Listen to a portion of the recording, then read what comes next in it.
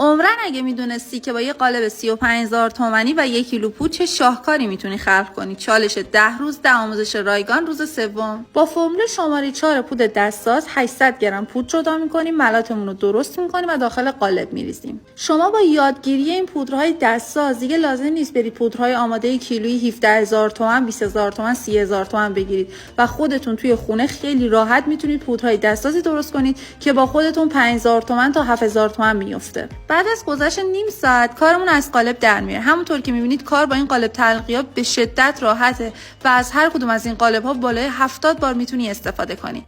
من اینجا میام با اسپری طلایی کامل کارمو رنگ میزنم و میذارم خشک بشه.